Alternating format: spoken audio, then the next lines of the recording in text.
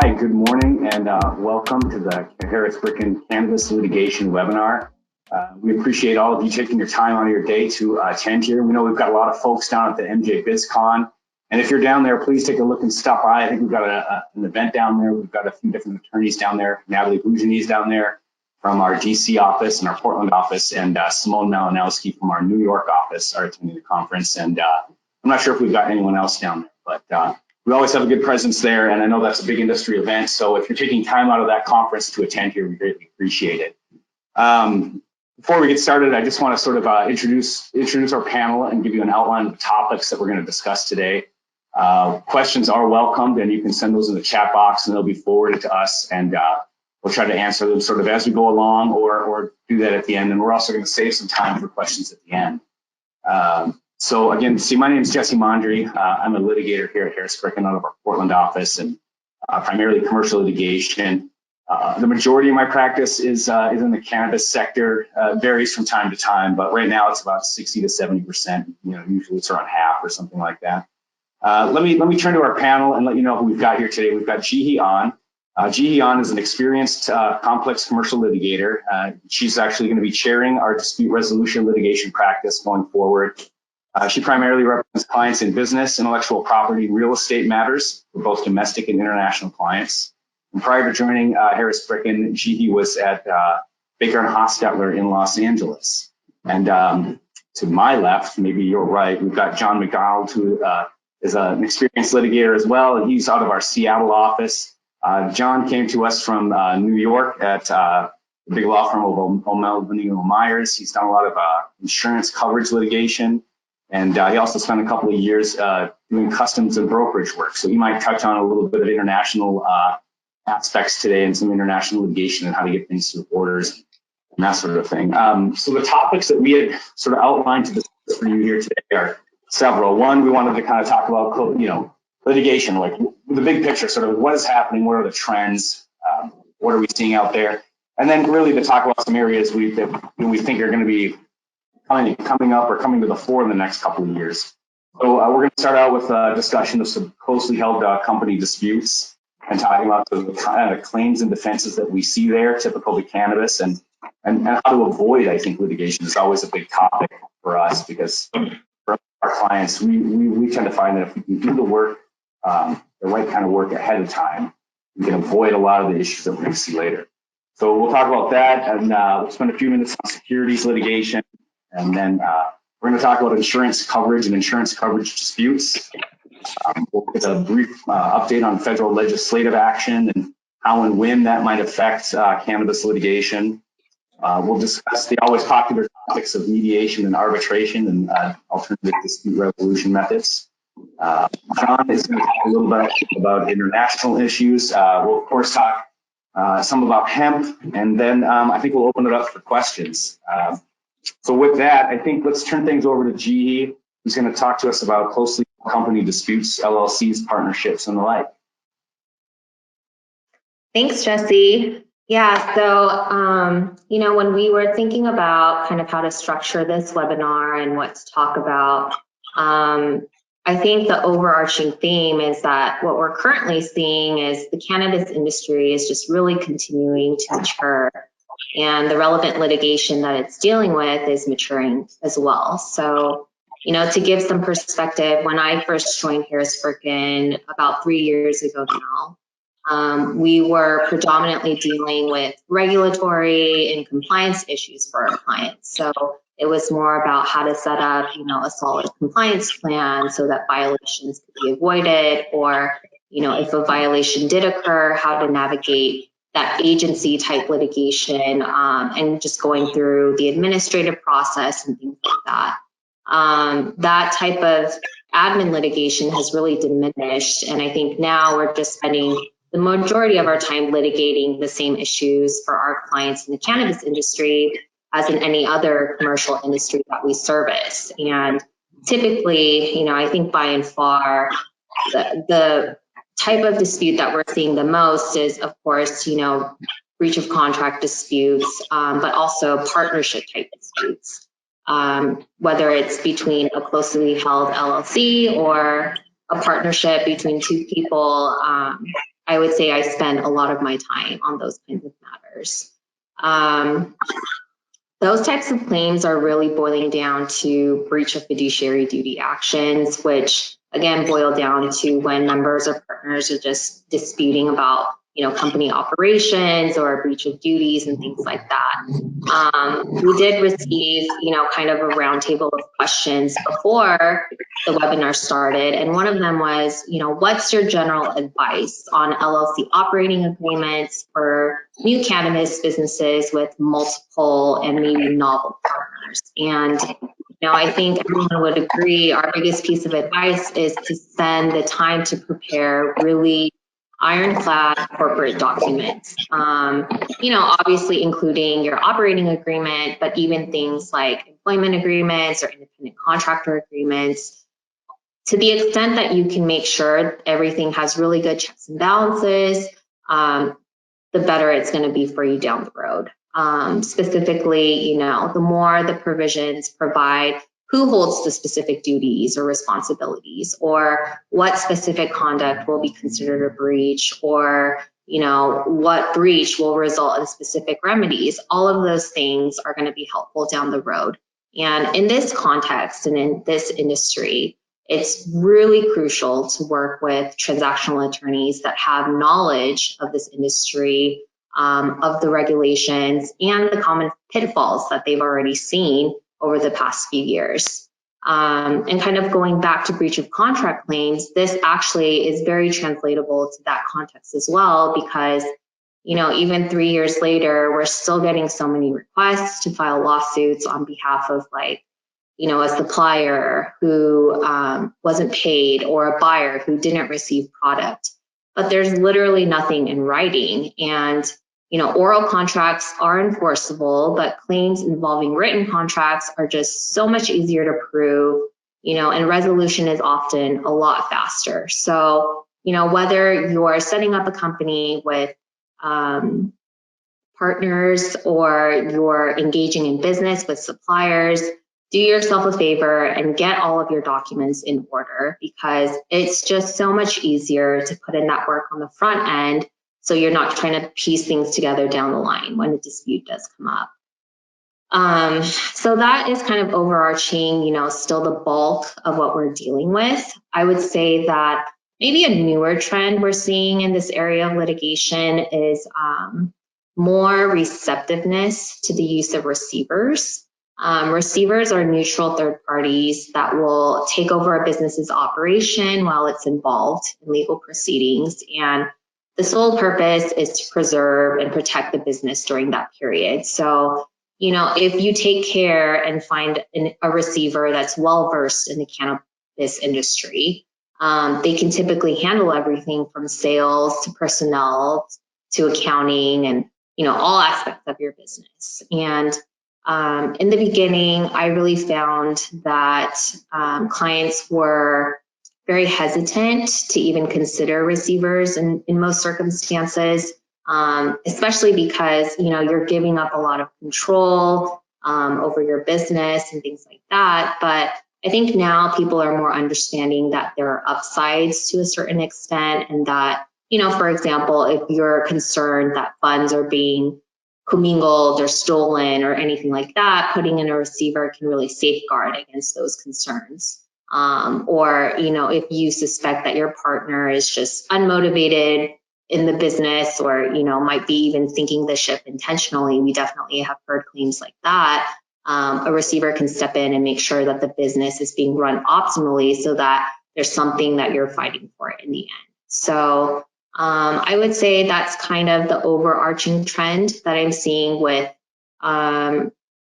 partnership disputes and breach of contract matters. And I think those will continue on in perpetuity.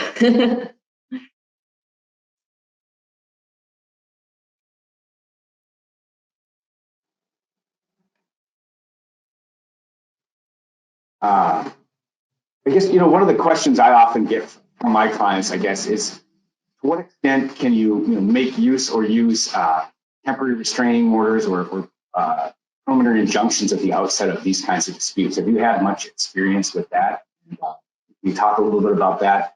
and any differences you've seen between, say, doing that in California versus Washington or Oregon.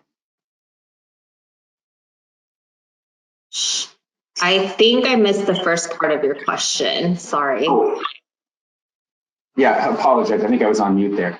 So, Jihee, one of the questions I get from my clients, and I wondered if you could talk about, is in these kinds of closely held partnership disputes, along with filing the complaint, whether it makes sense to ever seek injunctive relief of any kind, whether that's an ex parte TRO or something of that nature. And if you've seen that sort of thing, and if you could speak, to the extent of any differences you've seen in how to go about doing that in, say, California versus maybe Washington or Oregon. Mm-hmm.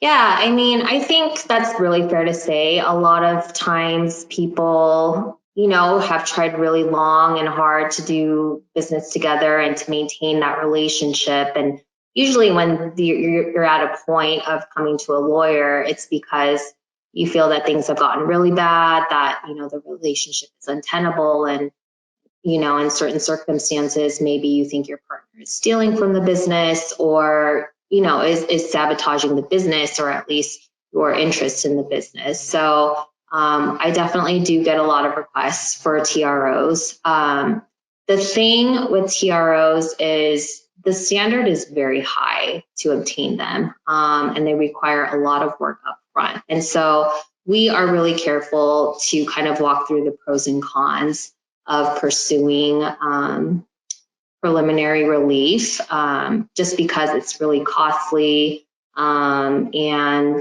they're hard to get from the court. There's a really high standard that you have to show that, you're going to suffer irreparable harm, and that the status quo it needs to be maintained to preserve the interest of everyone. So I would say, in my experience, whether you're doing it in Oregon, Washington, California, maybe the standard is worded a little bit differently, but the basic showing is pretty much the same. And to that, to help us really evaluate whether a TRO makes sense or, any other preliminary relief makes sense, I think it's important to know that things need to be documented as much as possible, just because you need to show all that evidence to the court.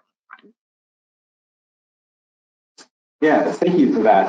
One of the things I see is that when we've gone out to get a TRO or had the client who's someone's come after them and I've gotten a TRO, is that that's not really the end of the process. Like, that's really the beginning of the process. And I think, folks out there need to understand that if you go get, what's called a TRO or a temporary restraining order, that word temporary is really important. Here in Oregon, there are rules that require essentially within a certain number of days after you get this injunctive relief, the court to hold what's called a show cause hearing, right? And a show cause hearing is where the court is essentially going to say, all right, well, we put this emergency injunctive relief in place, but now we're really going to come in, we're going to take and we're going to hear evidence. And then this can include the testimony of witnesses, this can include the submission of documents. It's really sort of, an evidentiary-based hearing similar to a trial where the merits really can come into play.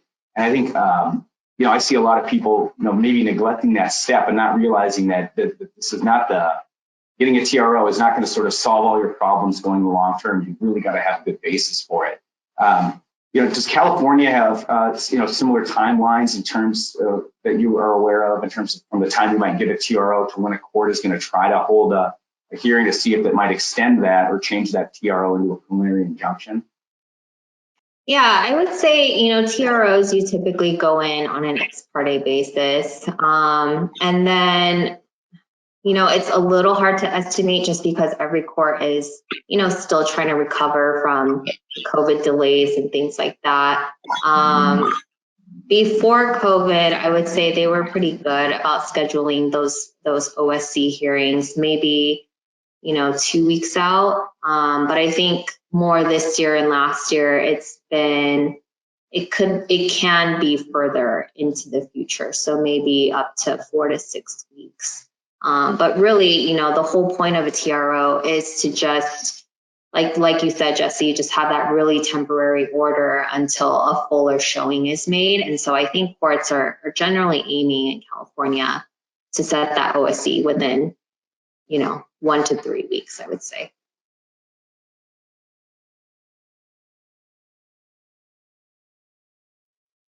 You're muted, Jesse.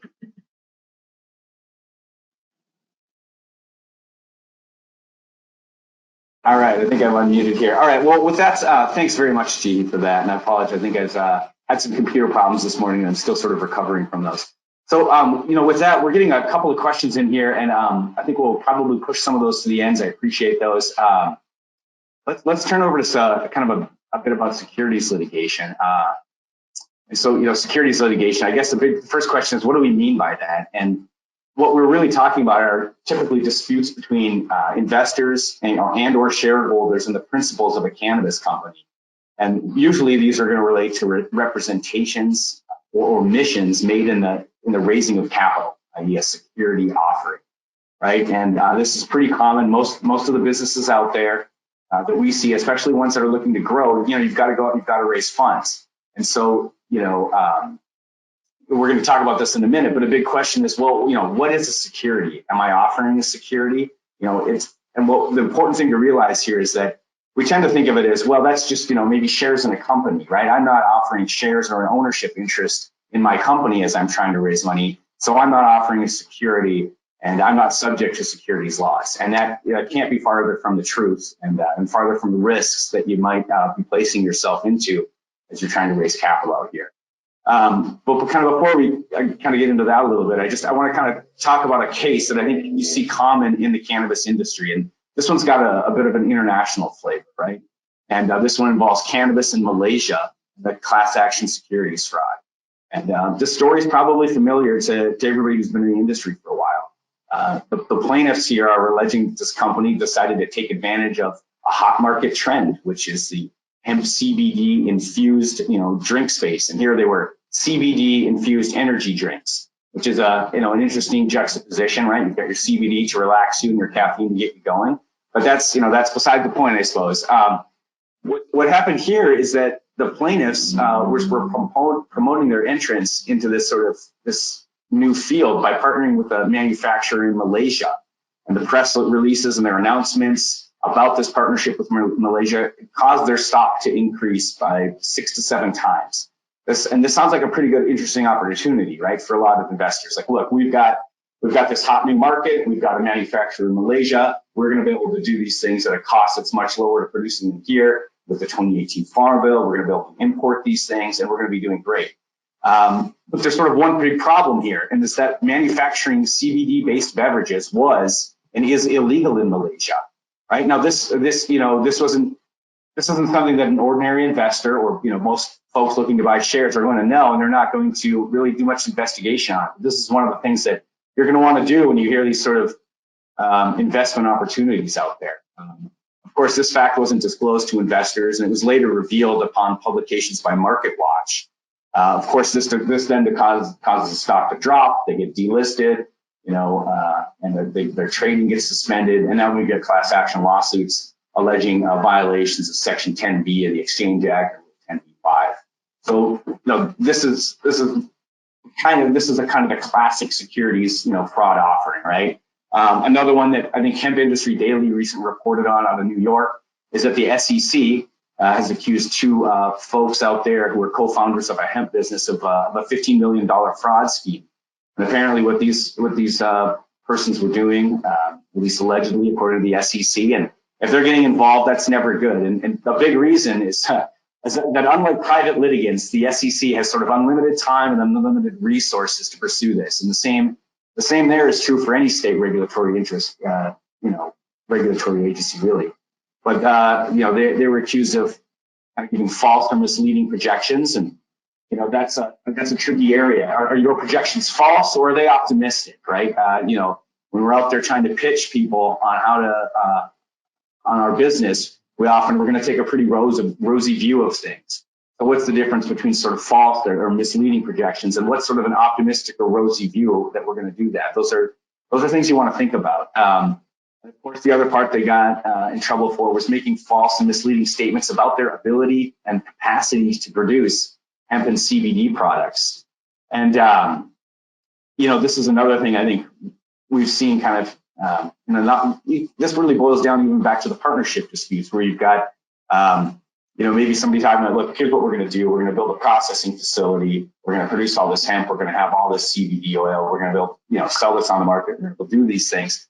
But really, the principles of the companies are really a long way off from actually putting a product on the ground.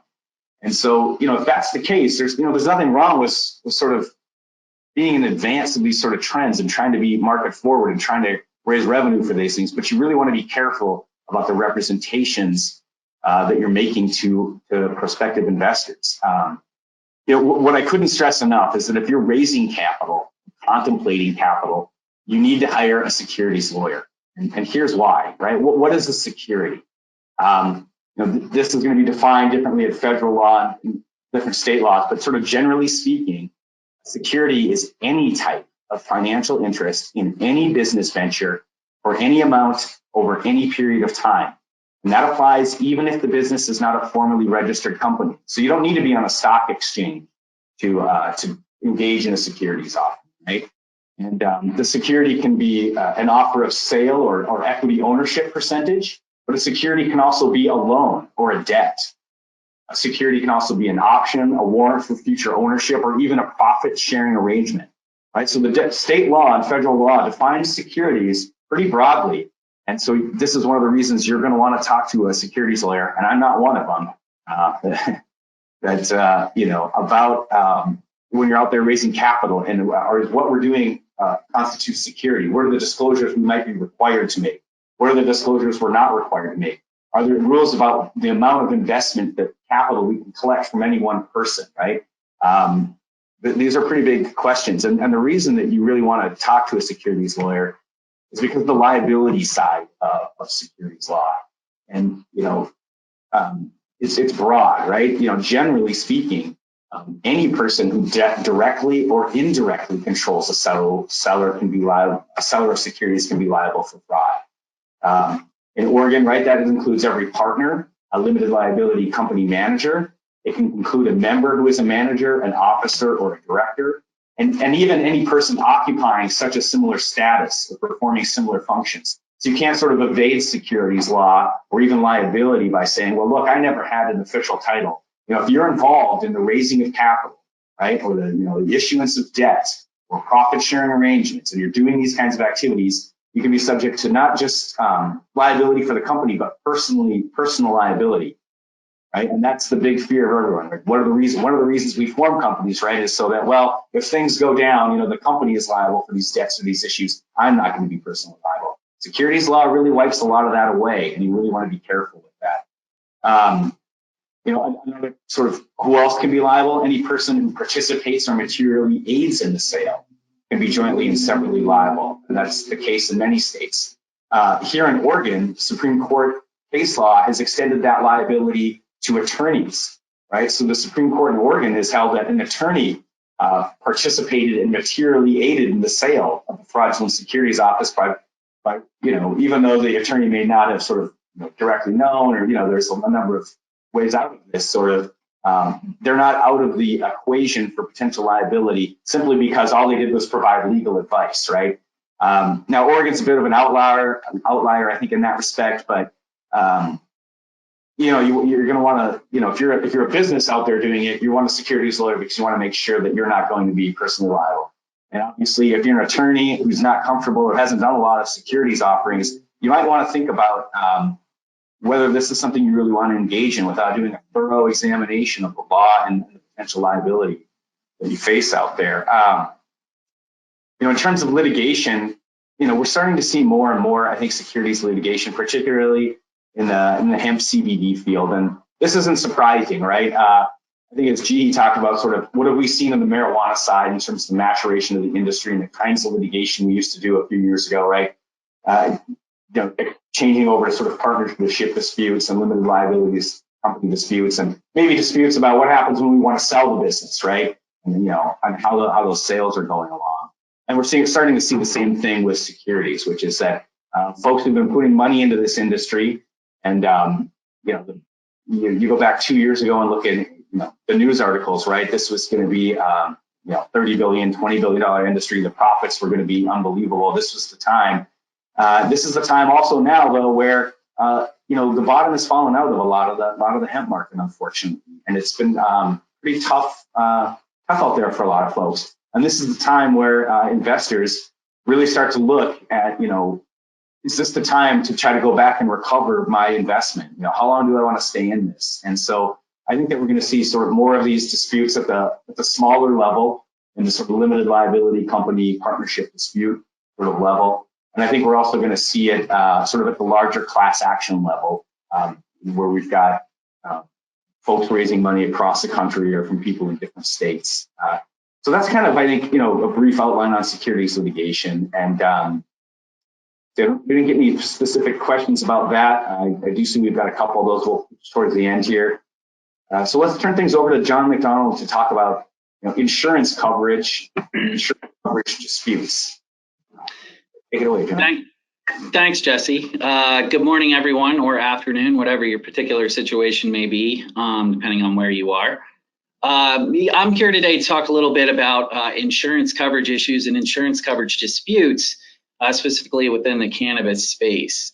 This is something that we think is going to become more and more important as operations expand, as more states legalize marijuana, and eventually as things start to move the ball forward federally in terms of legalization of marijuana. Insurance coverage, obviously, operationally is important for a number of reasons, right? There's any number of risks that you might want to insure against while operating your business, whether it be commercial general liability coverage to cover bodily injury or property damage arising out of a licensee's operations at any particular facility, or crime and theft coverage. Business interruption coverage during COVID has been a very large and litigated issue in the insurance coverage world. Another reason, obviously, insurance is important, especially in this space, is in certain states, Washington, for instance, you're required to have certain insurance in order to operate under your license. For instance, here, there's a $1 million policy limit on commercial general liability. You have to have products and completed operations coverage available as well. Why is coverage counsel important, especially to this sector? First, it's new. I think that there are a lot of different businesses in this particular space that for the first time might be dealing with the ability to underwrite insurance coverage for particular risks, the ability to pay a premium to cover in case of a fire or something like that. With that comes, a learning curve, I think, within the industry. And I think coverage lawyers, particularly here at Harris Bricken, are well equipped to help with that sort of learning curve. For instance, if you have a claim for coverage under your policy, there are several different technical elements that you might have to satisfy in order to make sure that that claim could be covered. You pay a premium for an insurance policy, just like you do for your car.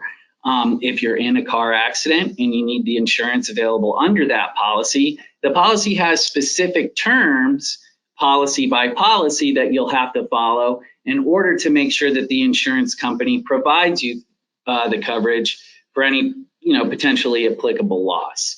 For instance, one thing that, many businesses don't know when they're first starting to deal with insurance is there are special notice provisions within an insurance policy telling you when, where, why, and how to provide notice to your insurer of a claim that you have. Generally, you have to do this basically as soon as you know that you have a claim. Why is that important? Because courts have found that if you don't follow those specific terms in your insurance policy, for instance, providing notice of a claim within a reasonable amount of time, you can be deemed to have lost coverage. Even if your policy that you bought and paid a premium for should cover that insurable loss to begin with, if you're not satisfying the conditions of the policy, the insurer can rightfully deny your claim. We think that coverage lawyers, and especially here at Harris Bricken, are well positioned to help, expanding businesses in the cannabis space navigate these different technical difficulties and make sure that the coverage that they paid for is available to them when they need it. Another important role I think that coverage counsel can play is letting you know what, if any, claims that you may actually have against your insurer. Here in Washington, for instance, and in each of the states that Harris Bricken operates, primarily, Washington, Oregon, California, these are what are called very policy holder friendly states. If you're an insured in this state and you purchased a policy paying a premium to insure a particular loss, courts, sort of as a matter of principle, have leaned towards enforcing insurance coverage provisions. There's sort of a rebuttable presumption at the beginning that you should be able to access this coverage for any particular loss. There are also statutory schemes in play. For instance, the unreasonable denial of a claim for coverage or payment of benefits scheme under Washington statutory law. There, if your insurer is perhaps not acting in good faith, perhaps not willing to discuss settlement of a claim, has not started an investigation of a claim that you brought to it, there are statutory remedies that you can have in addition to a traditional breach of contract action to seek coverage. Again, one area where coverage lawyers and Harris Bricken can add value is identifying claims that you can bring where you could actually recover your attorney's fees. So under the statutory scheme that I just mentioned here in Washington, an insured friendly state, if you're a prevailing party on one of these claims for an unreasonable denial of insurance coverage, we can get you your fees for that paid for by your insurance company. Litigation, why we're here, coverage disputes, how do they work? It's important to seek advice from coverage counsel both prior to and during a dispute with your insurer for two reasons. First, it may be that no litigation is necessary. One of the biggest roles coverage counsel plays is if we have a client, for instance, in the cannabis space who has insured a building for fire there's a small fire adjacent to the building that somehow damages the building or something like that, a client will come to us with the policy, with the situation, and ask for something called a coverage analysis. We can look at the policy, look at your particular factual situation, and let you know, is this, more likely than not that you might be able to collect from your insurer? What steps must you take in order to collect and everything like that? On the back end, what I like to call active coverage litigation matters. It may be that you've submitted a claim to your insurance company, you've followed all the steps in your policy, they've investigated your claim, and for one reason or another, they've decided that no coverage is available. That might be based on an exclusion or a condition in the policy, or they may argue that controlling state law applies to that particular claim and that they could deny it under that law. Obviously, as a policyholder, if you have a dispute with that particular interpretation of your policy and the insurance company won't move on it, then you can institute what's called formal litigation. Typically, what this mostly takes the form of is what's called a DEC action in the coverage community. So it's a declaratory judgment action where you ask a court to declare your rights under the policy. For instance, you have a coverage dispute about the fire adjacent to the building. You believe that there should be coverage. Your insurance company has gone through all the steps it must to deny the claim. You're still on opposite ends of the spectrum. You can ask a court to declare that your insurance company is wrong. The standard for that is just about the same as a breach of contract action. Insurance policies are a special form of contracts, and courts will interpret them basically the same way as they would if you had any other operational dispute. Coverage counsel, especially in this space, I think is really important and something that you want to talk to if you are thinking about suing your insurance company, because again, with the friction between, especially Washington's a great example, right? With the friction between a fully legal cannabis state and cannabis still being a Schedule I drug federally illegal, the forum that you choose to sue your insurer can become important. For instance, federal district courts, where a lot of this might end up based on diversity jurisdiction, are kind of split over this in early coverage litigation. There's a case in Hawaii from 2012 where a federal district court looked at the policy said that there should be coverage under this policy, but unfortunately it's illegal under federal law. So payment on the claim by the insurance company is illegal, and we're not going to order that. A district court, same kind of judge, trial court level, federal court in Colorado went the other way. Colorado court said that same thing. There's a policy here that there should be coverage under the policy. It's legal under Colorado state law. This insurance company assumed the risk of insuring this risk when they accepted the premium, so coverage should apply to this particular claim. At the circuit level, there's not a lot of guidance on that yet, but these are the kind of things that you want to keep in mind, right? When you're considering how to deal with an insurance claim and whether or not to sue your insurance carrier.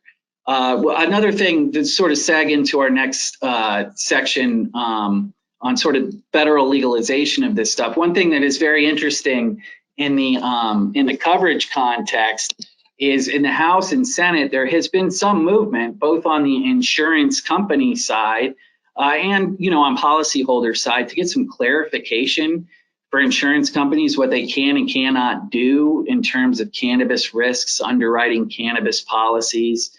For instance, in 2019, Senator Robert Menendez in New Jersey introduced a bill called the Clarifying Law Around Insurance of Marijuana Act, which is trying to reduce penalties or completely eliminate them altogether for insurance companies who want to be on the front end of this expansion in their business too, right? With sort of increased operations for cannabis across the country. Hasn't passed yet. Obviously, a lot of that is still in flux. But this is, that's just one final reason that I'll sort of leave you with why it's important to talk to coverage counsel about these kind of things. It's essential to know and have someone to help you through these playbooks about how to secure that coverage once you've bought it. And I think that's something that, Harris Bricken is very well equipped to do. Any questions about that, Jesse? That's sort of a broader overview of insurance coverage, especially in the cannabis space. I think this is going to be very important moving forward, and everyone watch your policies because there is, they do try and get you on little technical gimmicks. So it's, just my overview. That was a great overview, and I think the last comment there certainly comes from the side of somebody who represents insureds in insurance coverage disputes as opposed to insurers, right? I don't think we got any specific questions on that. So, we're moving pretty well along here. So let's turn over to Jihee again for a little bit of discussion on federal legislation that's pending or maybe what's going on with that. Yeah. So, I think in addition to the Claim Act that John was just, he briefly described, one other piece of legislation that we've definitely been tracking is the Safe Banking Act, which, is slowly moving through Congress once again this year.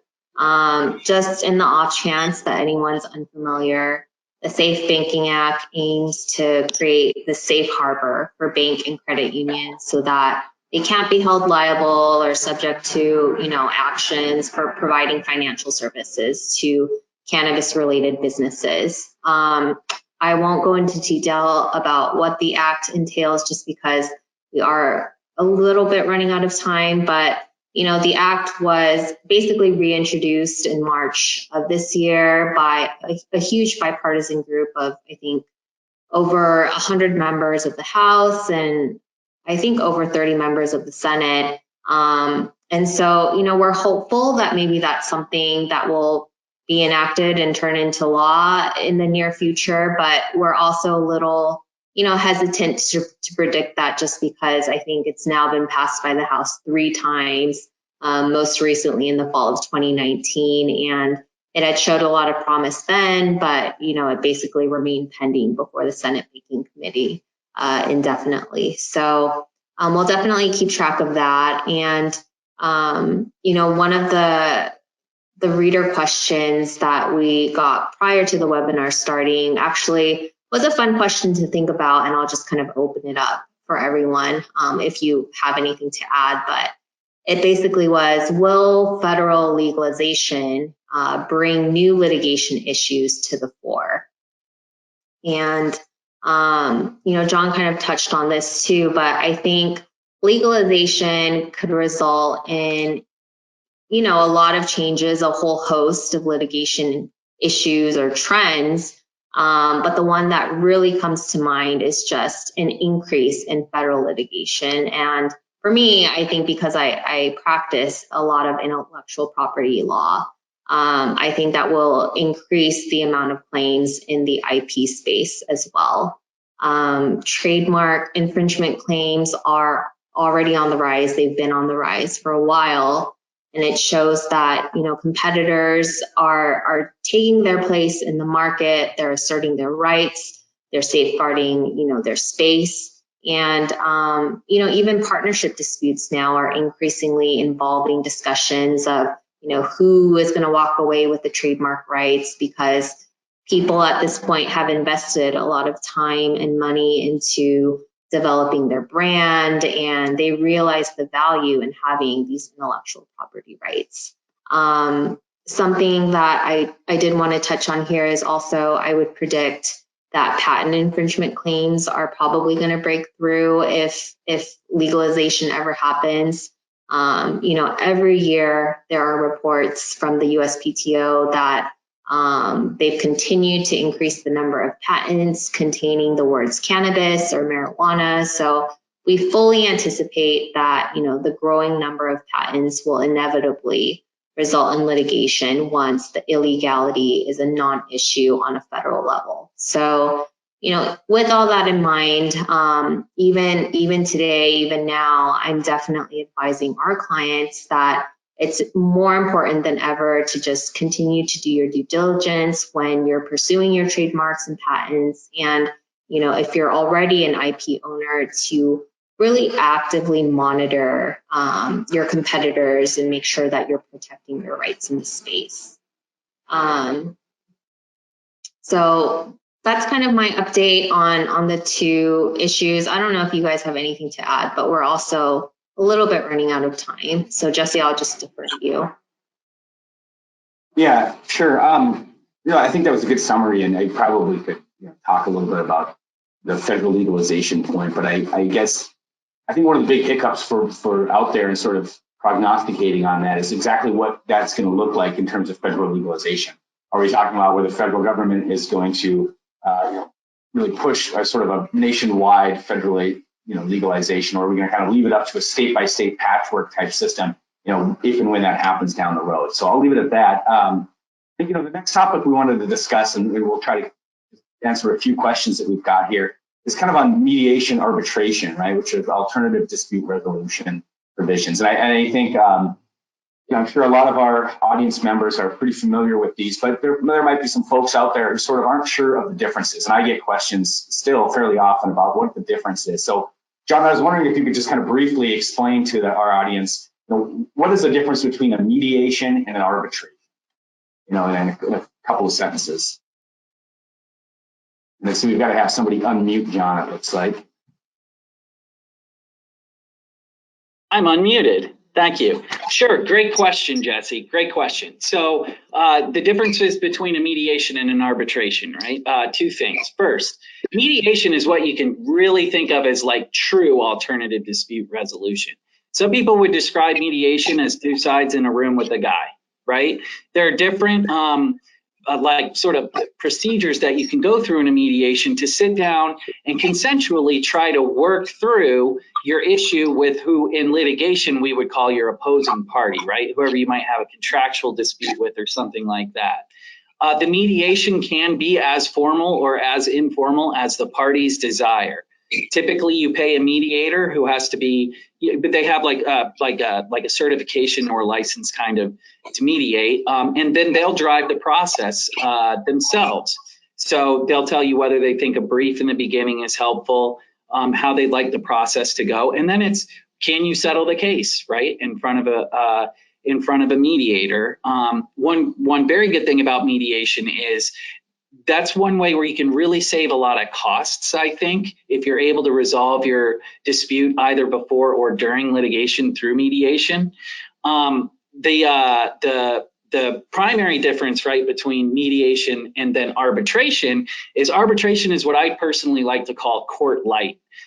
Typically, there's a provision in an agreement that says if there's any disputes between this party and the other about something that might happen here, the parties will arbitrate with what's basically a private judge, right?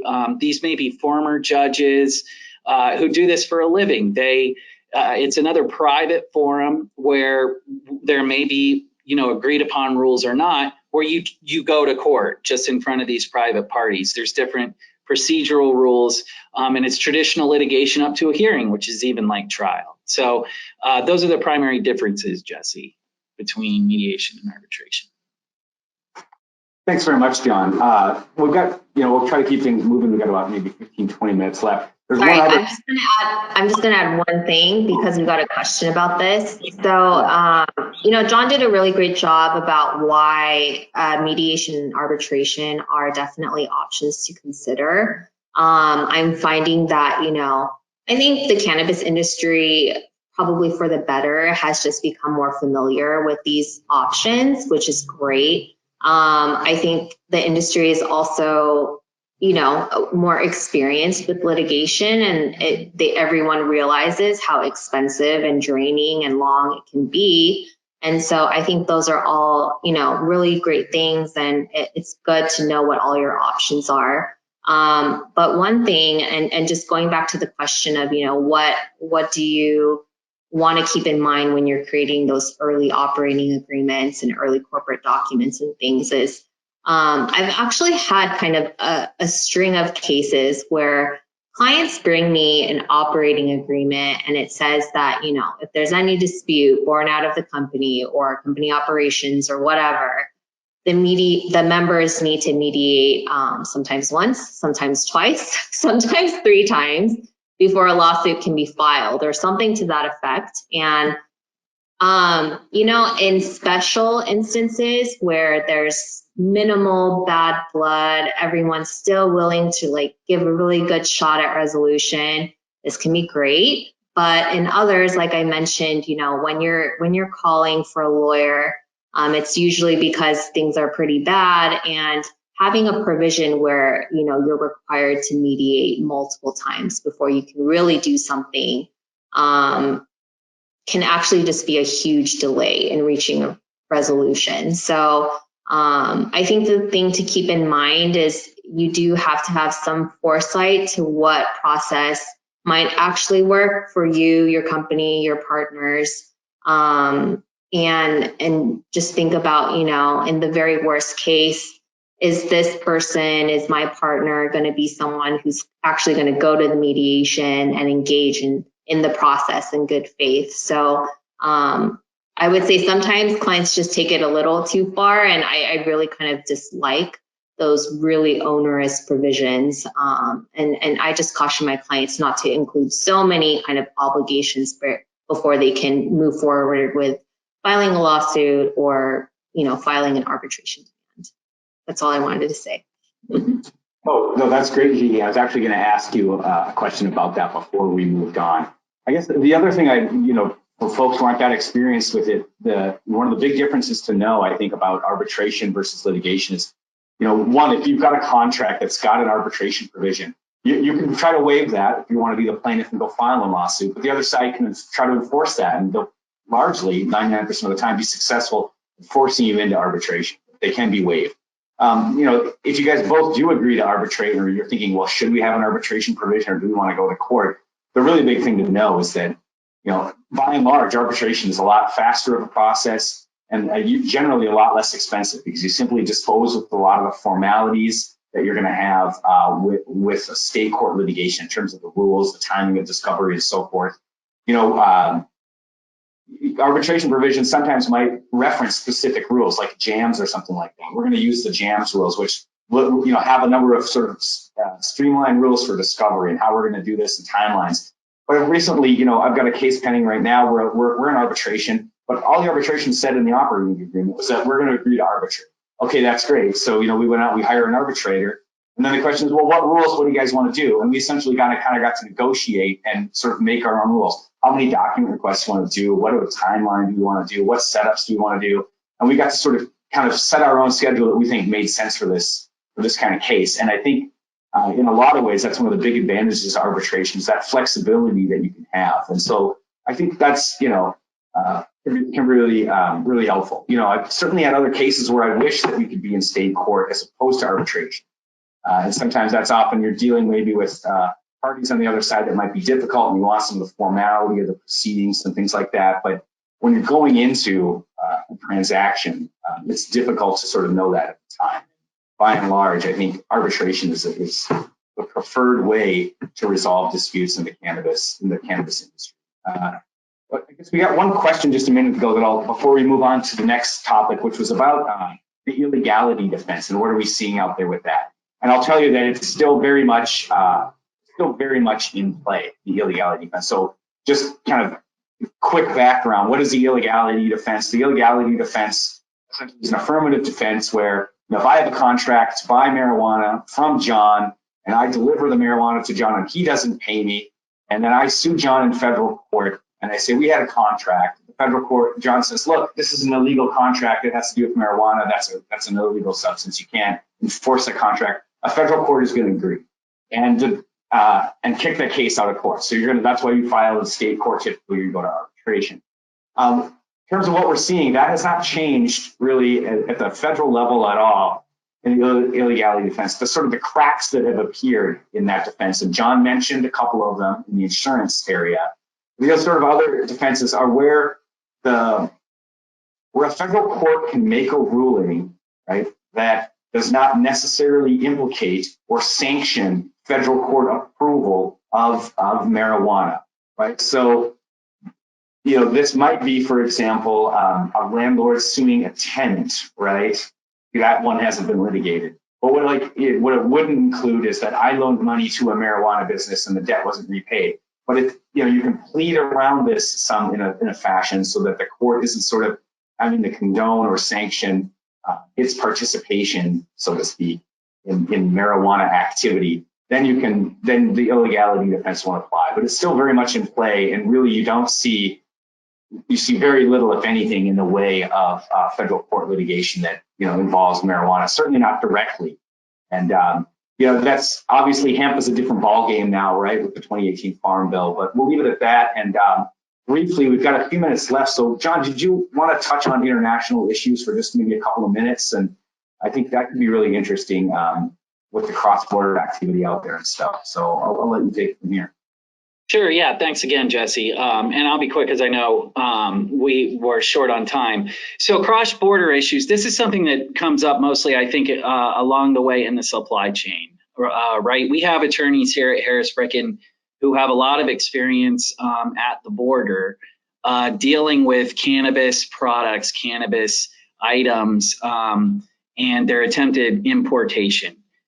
We bring this up in the litigation context because there are certain rules at play at the border with respect to importing cannabis items and exporting cannabis items, to tell you the truth. One thing that a lot of people don't know is cash is subject to all these rules. So it's not just your marijuana, cannabis items or products that the government can potentially what we call seize.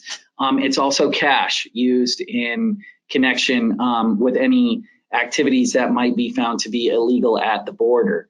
Again, very super interesting space here legally for us with these issues. Again, sitting in Washington, very, very interesting because at the line in Blaine, right up on the northern border, it's legal one step across the line. It's legal the step the other way across the line, but on the line, it's illegal, right? So importing, exporting from these three states, there's a lot of technical stuff that you have to watch out for. On the front end, you can seek what's called a customs ruling. If you want to bring something in without the threat or sort of risk of it being taken by the government at the border, you can ask if you can bring it in. If you do bring something to the border or you seek to import it, there's a couple of things that can happen if you get into a space that the government might think is somewhat illegal. You could be dealing with the Department of Justice in a seizure action where, for instance, if you bring a cannabis product or cash to the border, they can take it. And you have due process rights in court where the Department of Justice has to ask a court to forfeit it to the government. There's also a lot of litigation in what's called the Court of International Trade. Very sort of involved process there, but it also has to do with different disputes at the border, what you can and cannot bring in. One of the most interesting things, to me at least in this space, is, the business operationally cannabis is becoming, technologically a little bit more advanced, right? So things like an extraction machine. This has been a very exciting, I guess, issue legally. Some extraction machines have dual uses. You can pull hemp from it or you can pull THC from it. Some of them have only a single use. If you bring something like that to the border, the government will look very close at what your intended purpose for that machine is. And that may ultimately determine the decision that the government makes about whether something comes in or comes out. Most important thing that I can say about this is it's always better to do your homework on the front end. It's easier to deal with these international issues on the line when everything might be legal on both sides of the line, to get it in sort of the quickest and most efficient way possible. A lot of really exciting stuff here, Jesse. I think, that's again a broad overview, but happy to take any questions on that as well. Yeah, thanks, John. One question, I guess, is, you mentioned customs rulings customs ruling is something that a person can seek in advance of moving something across the border. And I guess, obviously no one's moving marijuana across the border, but we'll sort of put that over to the side. And we've got, let's say we've got hemp and equipment. Can people can both importers and exporters seek customs ruling in advance, or is it sort of a one-way street? Is that, suppose you want to move hemp from Canada to America or vice versa? How does that kind of work? Great question. You can absolutely seek prior authorization to bring this in through what's called a customs ruling. Like, for instance, say that you have a dual use machine that you're concerned if you bring it to the border for use in your supply chain and try to import it for use at your facility, you can go to United States Customs and Border Protection in the first instance before you risk bringing it to the border, and ask. But again, you'd want to hire a lawyer, obviously, to go to customs, and they put together what's called basically a request for importation. And then it goes to a customs commissioner who's usually an attorney trained in this kind of stuff, and they'll tell you yes or no. Those decisions are then appealable in what's called the Court of International Trade if you think that the customs ruling is wrong. Great question, Jesse. You can save a lot of money, especially when you consider the time value of money. If you try and address this kind of thing up front before bringing it in. The alternative, if you bring it in and you think it's legal, but then there becomes a problem. I've seen these things last 180 days. You could have equipment or cash at the border or at a customs bonded warehouse for a very long time. So yes, my advice is to seek prospective rulings on these things, and that keeps all of your options open while keeping your money the most safe, right, at all times. All right. Thanks very much, John. All right.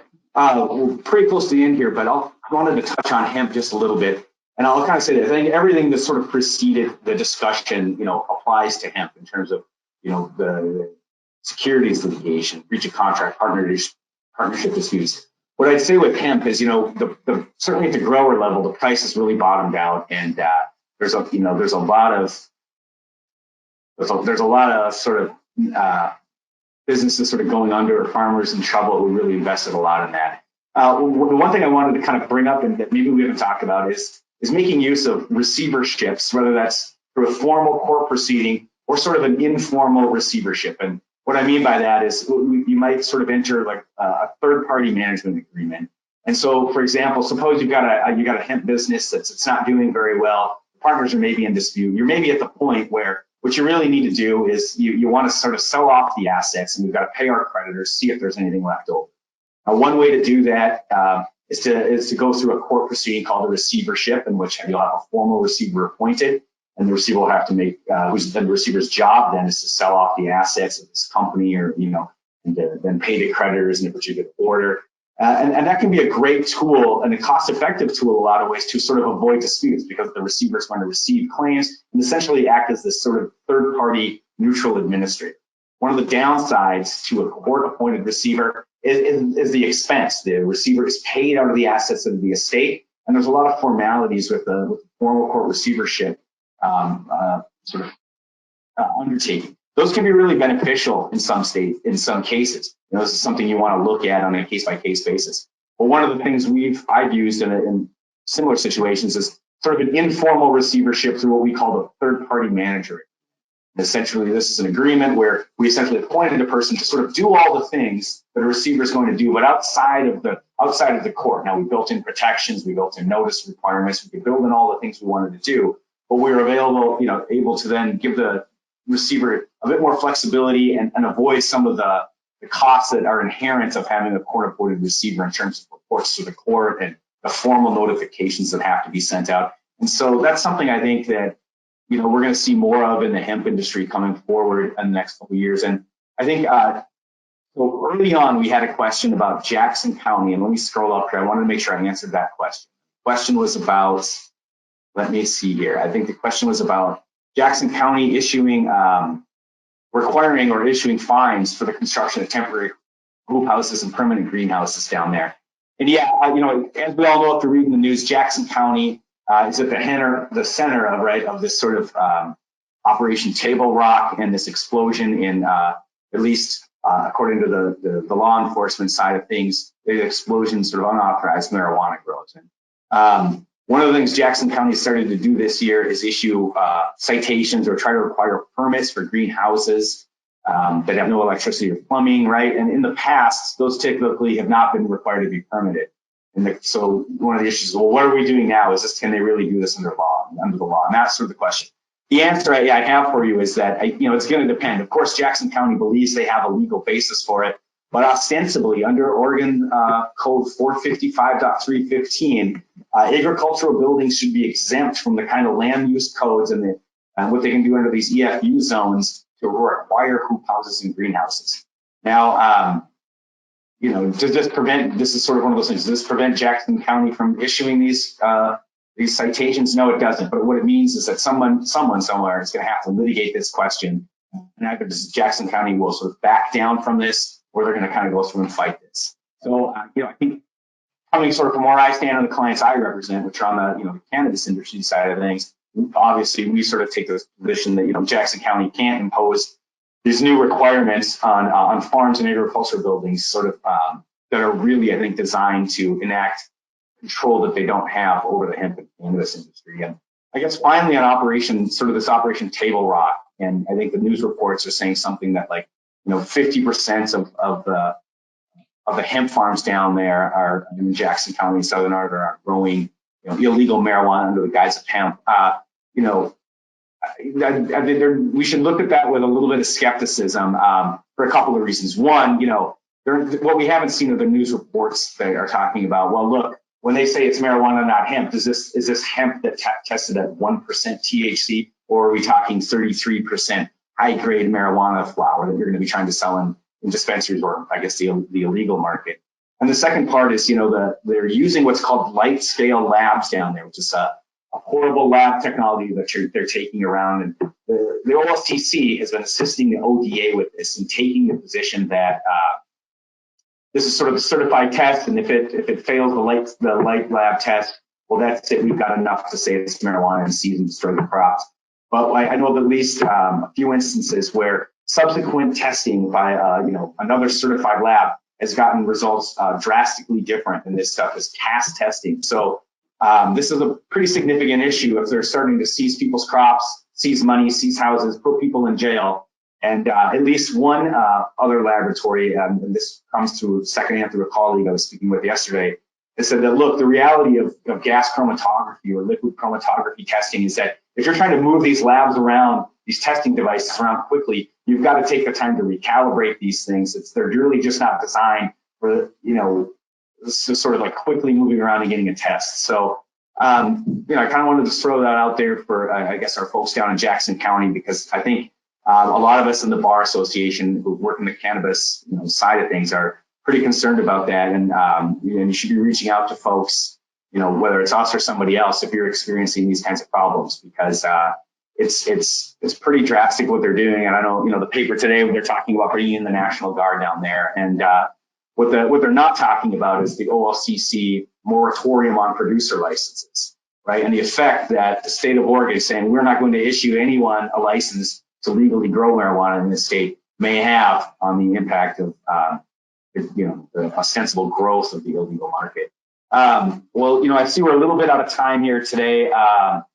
Over time, I just check real quick for any more questions. And any closing thoughts from Jihee or John in terms of cannabis litigation and what you're going to be thinking about? I'll go on mute here. I mean, not really. I just want to add, to the extent that you submitted questions, thank you so much. We have a Canna Law blog. We are on all social media platforms. So typically what we do after these webinars is we do go through all the questions, and if we can turn those, into blog posts or things like that, we definitely will. So that might be a good resource, especially because a lot of the questions we did address today, they are on our blog as well. So I would just recommend that everyone look into, those resources. And yeah, it was very nice chatting with you, Jesse, and John during the hour. No closing thoughts from me, Jesse. Thank you very much. Read your insurance policies, though. I'll leave everybody with that. Well, thank you very much, everybody. And like Jihee said, you can check out, of course, on the Canna Law blog, Twitter, LinkedIn, and everywhere sort of Canna News is found, I guess. Thanks very much for your time, and hopefully you found this useful today. And we'll talk to you all soon.